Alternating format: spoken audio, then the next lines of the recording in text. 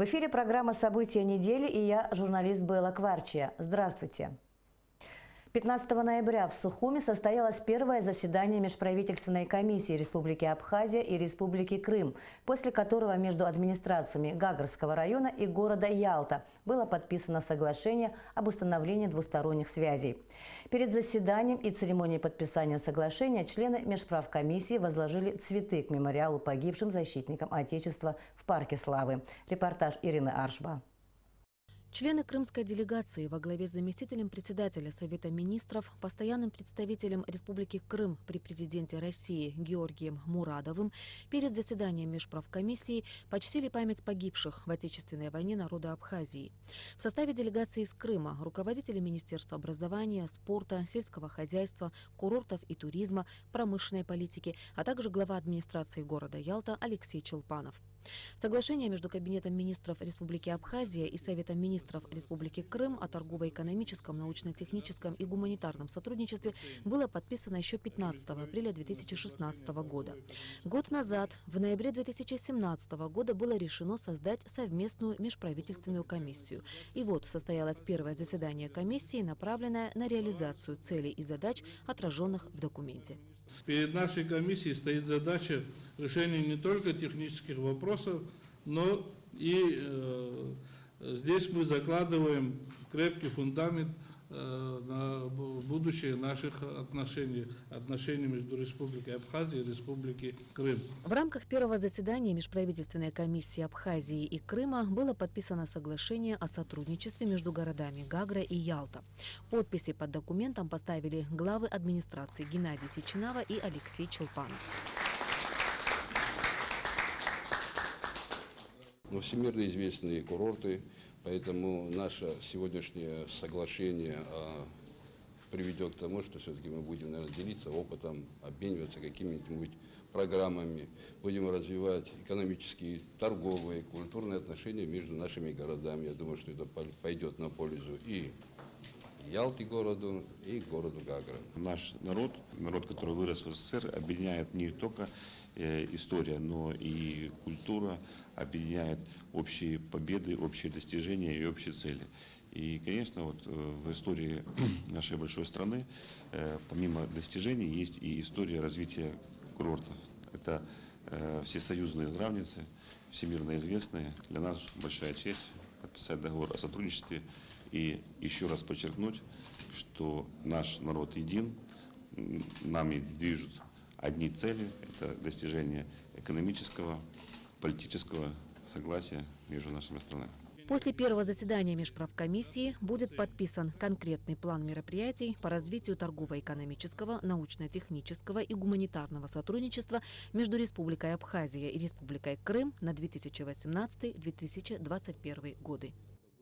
Позже Георгия Мурадова принял президент Республики Абхазия Рауль Хаджиба. Мы приветствуем наращивание контактов и возможностей для развития экономического сотрудничества. Считаю, что наше присутствие в руководстве совместной комиссии как раз и будет этому способствовать, отметил, приветствуя гостя, Рауль Хаджиба. Со своей стороны Георгий Мурадов поблагодарил президента за прием. 16 октября в Сухуми состоялось заседание Межправительственной комиссии Абхазии и Крыма, на котором был подписан план мероприятий по развитию торгово-экономического, научно-технического и гуманитарного сотрудничества между Республикой Абхазия и Республикой Крым на 2018-2021 годы. Свои подписи под документами поставили первый вице-премьер правительства Абхазии Даур Аршба и заместитель председателя Совета министров Республики Крым Георгий Мурадов. Представители крымской делегации также посетили промышленные предприятия Абхазии. О том, какие объекты посетили гости и остались ли они довольны увиденным, в репортаже Саида Джарсалия. Члены межправительственной делегации из Крыма посетили Сухумский молочный завод. Гостям показали цеха с новейшим российско-итальянским оборудованием, где производят кисломолочные продукты, такие как кефир, сметана, мацони и сыр. Как рассказали технологи, завод соответствует всем современным требованиям. Гордостью предприятия является дорогостоящая лаборатория, в которой производится физико-химический и микробиологический контроль качества продукта. Технологи не стали раскрывать все секреты производства кисломолочных продуктов, но заверили, что главная ставка – это высокое качество продукции без консервантов, доступные цены и широкий ассортимент. Чтобы гости сами убедились в этом, им предоставили возможность продегустировать продукцию завода. У меня только самые положительные впечатления от посещения. Будущее однозначно есть. И попробовав продукцию этого завода, она действительно по качеству, по вкусовым характеристикам достойна находиться в одном ряду и с другими производителями. Это конкурентная продукция однозначно. Уверена, что местные жители уже полюбили эту продукцию, как вот полюбила ее я. Это я вам говорю искренне, честно, потому что все, что попробовала, все очень достойно. Затем члены делегации межправительственной комиссии посетили предприятие «Вины и воды Абхазии». Главный винодел Валерий Авицбе показал гостям основные отделы винзавода и рассказал о поэтапной работе каждого из них. Гости также побывали в лаборатории, в которой работают специалисты с высокой квалификацией.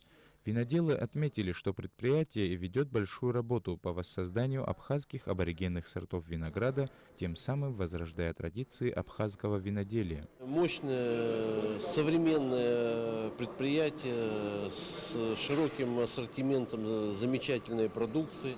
При том, что современное предприятие, судя по тому, что мы здесь увидели, сохраняются традиции виноделия, производится действительно вино с большой буквы. И здесь гости продегустировали известные марки абхазских вин. С нашими коллегами, представителями экономических ведомств Республики Крым в рамках такой практической части нашей работы решили показать им наши ведущие промышленные предприятия, посетили винзавод и посетили молочный завод. Коллегам очень понравилось, мы на самом деле находим много параллелей, что у нас и по основным направлениям экономического развития, и примерной сферы у нас очень много общего, есть общие проблемы. Мы также обсудили какие-то пути, как можно эти проблемы преодолевать путем совместной плодотворной работы. Заместитель министра экономики Баталтарба также отметил, что помимо встречи и продуктивного диалога с коллегами из Крыма, посещение ведущих предприятий Абхазии дало положительный результат. Гости смогли оценить качество продукции. Саид Жарсалия, Степан Мартиросян, Абхазское телевидение. Как проходило первое заседание межправкомиссии Абхазии и Крыма, что предусматривает план мероприятий по развитию торгово-экономического, научно-технического и гуманитарного сотрудничества между нашими республиками, а также о своем отношении к Абхазии, в интервью Абхазскому телевидению рассказал заместитель председателя Совета министров Республики Крым Георгий Мурадов.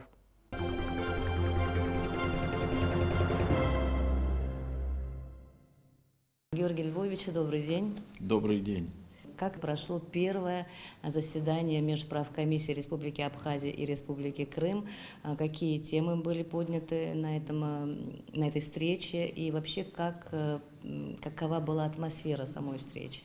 Прежде всего, я хочу выразить радость, что мне вновь удается побывать на этой благодатной, замечательной абхазской земле, которую я, безусловно, очень люблю, пообщаться, конечно, и с руководством республики, и с абхазским народом.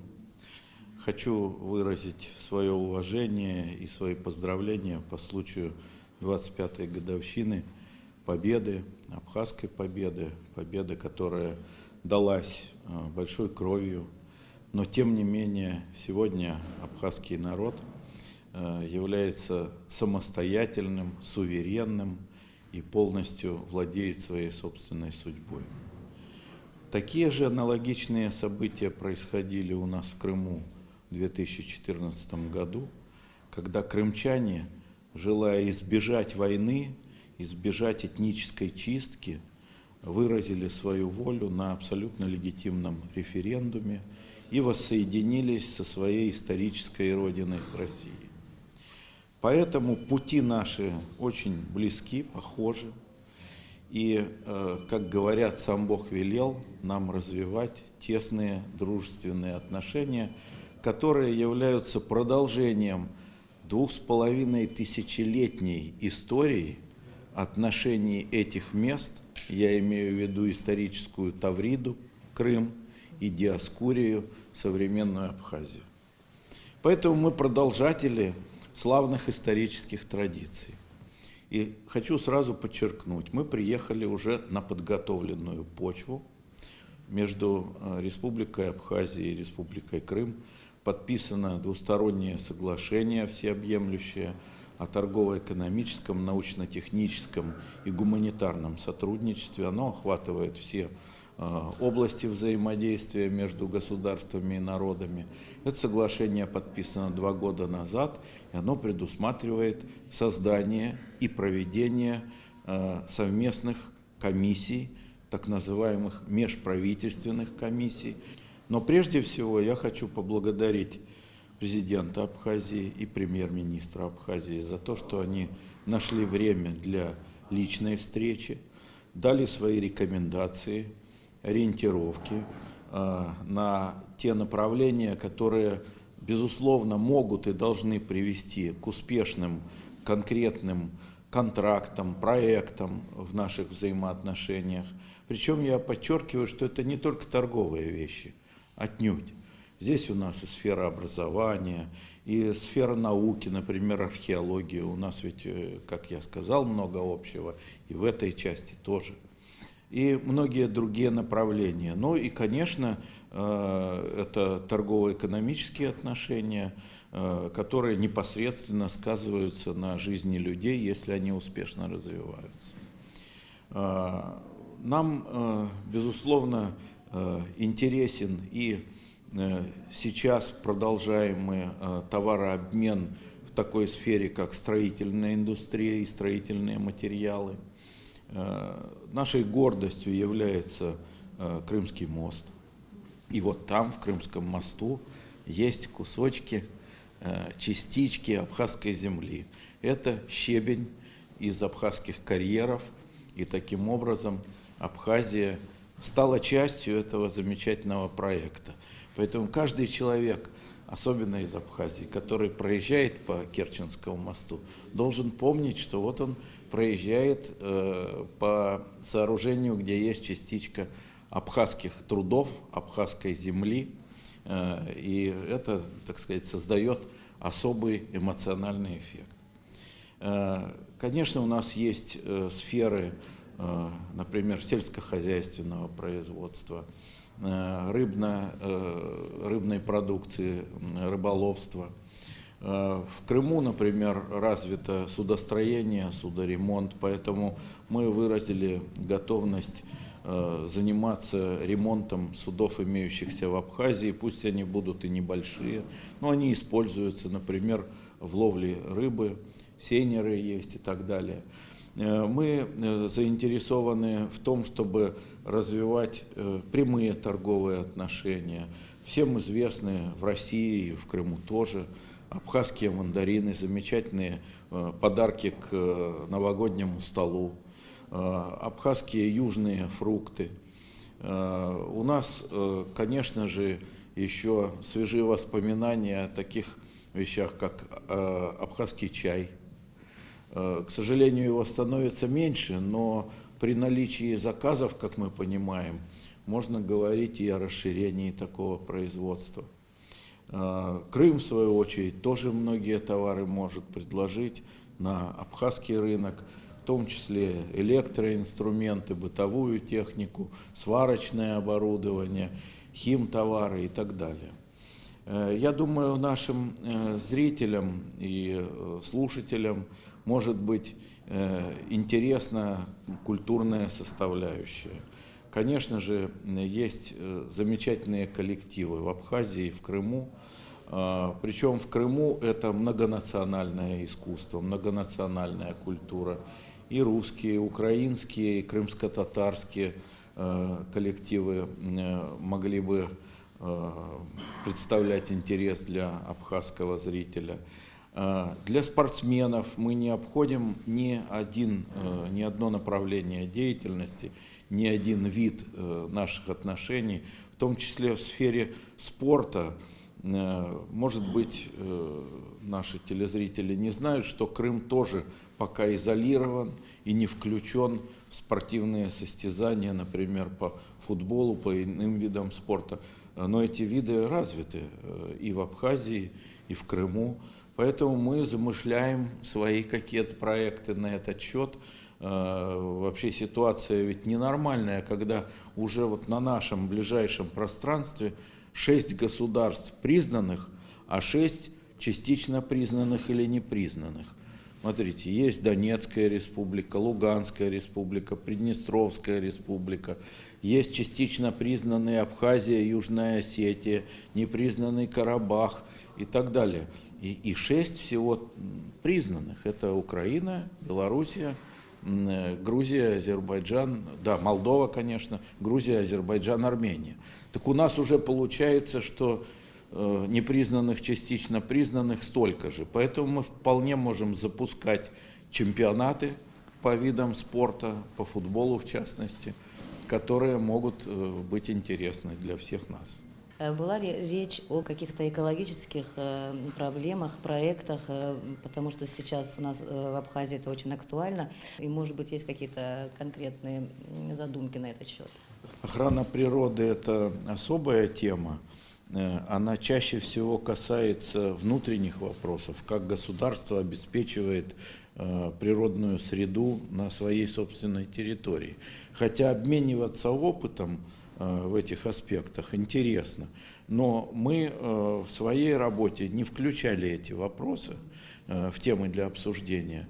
Тем не менее, думаю, что прогрессивные технологии, которые могут быть, они друг для друга представляли бы определенный интерес. Так что если нас услышат экологи, то мы готовы к диалогу и к сотрудничеству и в этой сфере.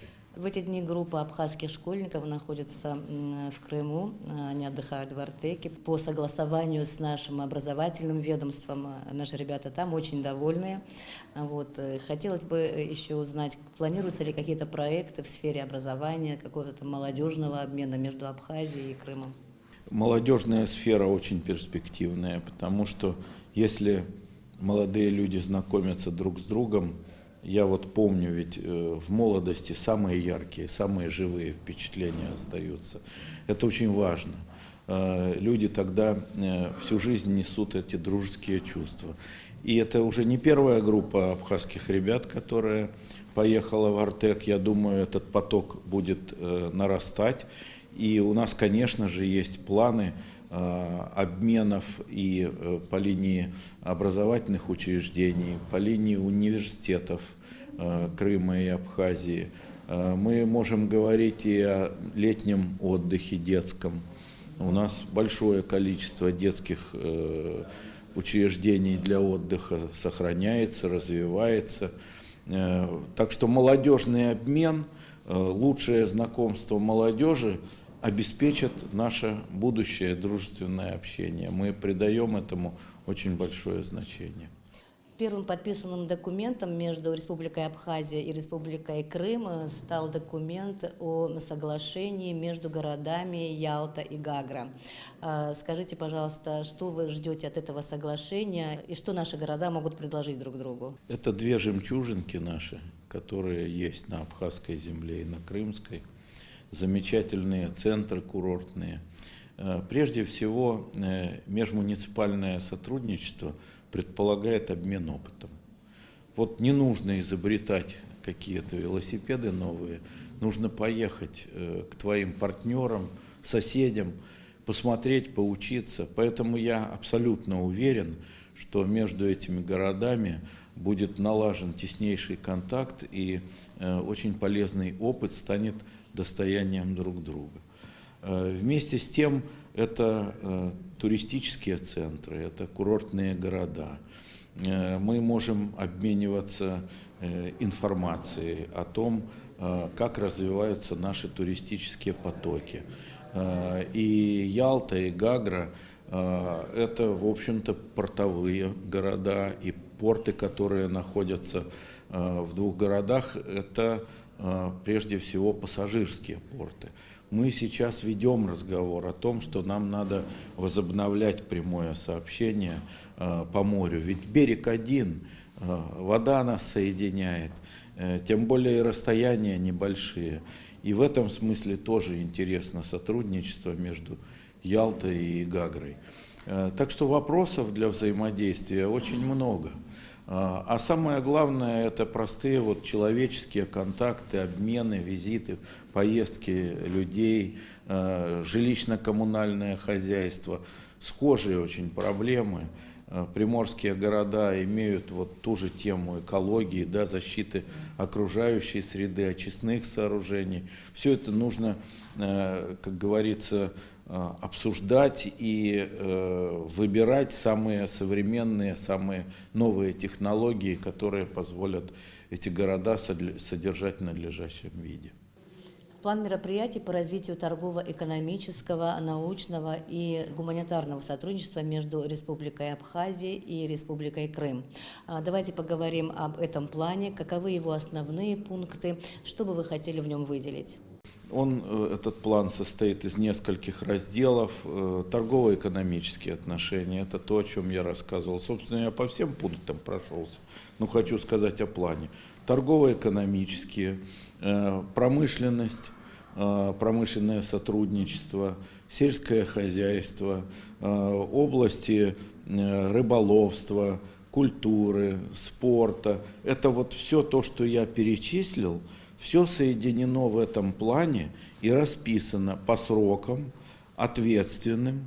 То есть это реальный инструмент, который позволит нам реализовывать сотрудничество широкомасштабное, которое мы планируем. И я имел честь пригласить и президента Республики Абхазия от имени руководства Республики Крым, и премьер-министра на предстоящий 5-й Ялтинский международный экономический форум, который у нас состоится 17-20 апреля 2019 года.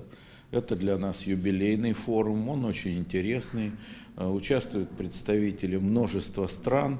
Форум открывает возможности познакомиться с предпринимателями из различных частей нашего мира, найти партнеров и выявить те сферы, которые принесут пользу, в частности, Республике Абхазия.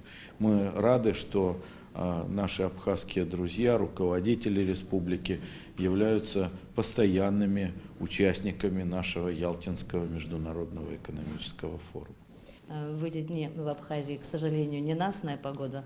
В этот ваш визит, как вы восприняли Абхазию? Какие впечатления у вас от встреч с людьми? Может быть, вы что-то успели увидеть, хотя насыщенная программа, понятно. Вот могли бы об этом сказать?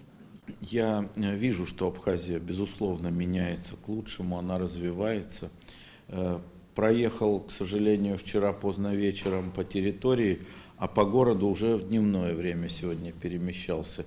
И вижу, что облагораживаются дома, идет улучшение дорожных покрытий, дороги развиваются.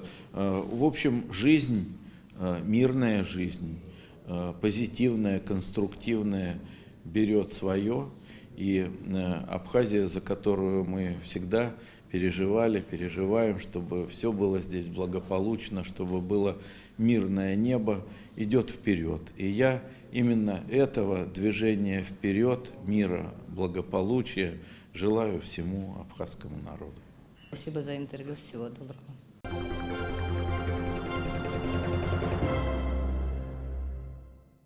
13 ноября президент Рауль Хаджнеба совершил рабочую поездку в Гагру, где ознакомился с ходом строительных работ на некоторых объектах города. В первую очередь глава государства проинспектировал работы в Гагарской первой средней школе. Строительство учебного заведения началось в прошлом году в рамках российской инвестиционной программы на 2017-2019 годы. Сдача объекта планируется к началу следующего учебного года. Рауль Хаджнеба также побывал в районном отделении службы госбезопасности Абхазии. Помещение, в котором располагалась СГБ, сгорело в прошлом году, и сейчас здесь ведутся ремонтные работы. Ремонт идет за счет финансовых средств самого ведомства, которых недостаточно, чтобы завершить работы. Глава государства пообещал помощь в этом вопросе. В рамках рабочей поездки президент также посетил отремонтированный и полностью обновленный санаторий «Амра» и торговый центр, строительство которого в самом разгаре. Оба этих объекта появились в Гагре благодаря частным инвестициям, в данном случае инвестиционной компании «Ахра». Рауль Хаджнеба положительно оценил ход работ на всех объектах и подчеркнул, что появление в стране инвесторов, наших соотечественников, особенно значимо и важно. Мы часто слышим о том, что к нам не идут инвесторы. Но, слава богу, вы сегодня видели, что пришли к нам наши же граждане, которые работают в России, заработали денег И сегодня все свои возможности пытаются реализовать здесь, в Абхазии. Тот же объект, на котором мы с вами были, где практически созданы условия курортологии и отдыха людей, приезжающих к нам в Абхазию. Ну и не сомневаюсь в том, что в этом процессе должны быть задействованы и наши люди. Таких возможностей медицинских, по-моему, мало где. Мы должны все вместе, без оглядки на какие-либо политические, конъюнктурные вопросы, вот чтобы и телевидение, все средства массовой информации доносили бы до нашего населения, что у нас есть такие возможности, что наши люди готовы работать для того, чтобы реально развивать свое государство. Строительство и этого объекта, и других объектов, где мы с вами были, дадут дополнительные бюджетные возможности как для самой Гагры, так и для республики в целом. Конец этой недели ознаменовался обострением противоречий между Абхазским государственным театром имени Чанба и Государственным молодежным театром. Актеры молодежного театра выразили свое несогласие с решением администрации Абхазского драмтеатра отвести сцену под выступление молодежки в нетеатральный, с их точки зрения, день – понедельник. Как известно, понедельник во всем мире, как традиция, выходной день. И как у Абхазского драматического театра. Мы тоже хотим соблюдать такие традиции. Если касается, вот скажем, продажи билетов, по понедельникам это считается тяжелый день, людей собирать очень тяжело. Если, вот скажем, вторник, среда и четверг, это обычно будние дни, когда можно администратору ходить и распространять билеты. А пятница это у нас, вы прекрасно знаете, что рабочий день короткий, и обычно все разъезжаются по деревням, и тоже очень трудно реализовать билеты. Разногласия вылились в акцию протеста актеров молодежного театра на площади перед драмтеатром. Директор Абхазского драмтеатра Надар Чанба назвал ситуацию театром абсурда. Действительно неординарный случай, когда один творческий коллектив мешает проведению мероприятия, скажем, в данном случае спектакля, другому творческому коллективу. Конфликт это вообще имеет абсурдную основу. Есть решение комиссии, молодежному театру, Абхазскому театру рекомендовано дать понедельник. И на этой основе я послал проект договора молодежному театру, в котором прописано, вам предоставляется понедельник. Никакого ответа до сих пор нету, есть просто устно. Они уже лично со мной не разговаривают. Ну, как вы понимаете, особой страсти с моей стороны тоже нету, потому что это постоянное унижение и непонимание, но просто разговоры доходят до меня, что «а мы не согласны». И вот на этом аргументе они проводят митинги, попытки срыва и так далее. В 2014 году государство предоставило статус, правительство, государство предоставило статус государственного театра труппе молодежи. Это было сделано в целях развития молодежной культуры. Было принято решение создать государственный молодежный театр. Было определено, что государство берет на себя расходы по заработной плате, по всем техническим параметрам, необходимым для работы театра. И расходы на театр составляли и составляют около 6 миллионов рублей ежегодно. Из них государство 600 тысяч тратит на аренду репетиционной базы молодежного театра. Для представления спектаклей было принято решение предыдущим руководством Государственного драматического театра выделить молодежному театру сцену в Абхазском драматическом театре для спектаклей. Они выступали там на протяжении нескольких лет, успешно, хорошо. Руководство театра решило привести в юридическую норму соглашение о взаимоотношениях между абхазским драматическим и молодежным. Ну, это решение, они не смогли прийти к одному мнению. Тогда этим вопросом опять возникла необходимость вынести ее на комиссию. Комиссия очень внимательно, долго выслушивала одну сторону, вторую, оценивала. Ну, все-таки, исходя из приоритета, так как основным культурным учреждением культуры и главным театром страны является Абхазский драматический театр. Мы посчитали, что то, что предлагает Абхазский драматический театр, ну, наверное, единственно возможным, и определили день выступления для молодежного театра понедельник. Если отвечая, какой выход из этой ситуации, я думаю, надо прийти к соглашению и постараться принять молодежный театр, что Абхазский драматический театр не против выступления. Он предлагает то, что на его взгляд и на взгляд комиссии он может предоставить.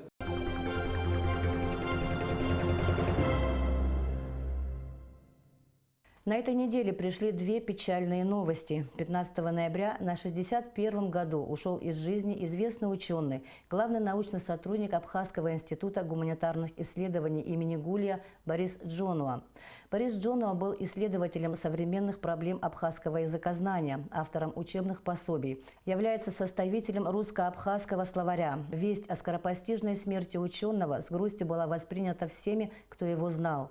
В связи с кончиной ученого, ветерана Отечественной войны народа Абхазии, кавалера ордена Ахдзепша третьей степени Бориса Джонуа, распоряжением премьер-министра создана комиссия по организации похорон под председательством советника президента Владимира Зонтария. Церемония прощания состоится в воскресенье, 18 ноября, в доме учителя в Сухуме. Скоропостижно ушел из жизни наш друг, известный лингвист Борис Георгиевич Джонуа.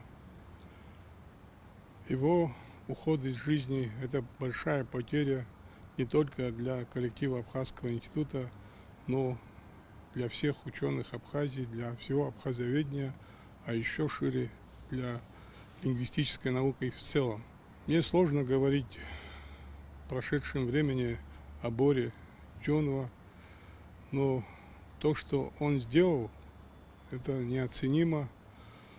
В лингвистике все его работы написаны на высоком профессиональном уровне.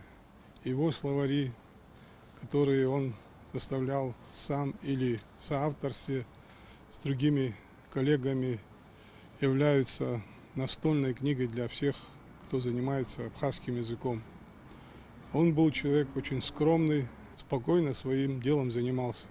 И никто не думал, что вот так вот неожиданно, скоропостижно оборвется его жизнь.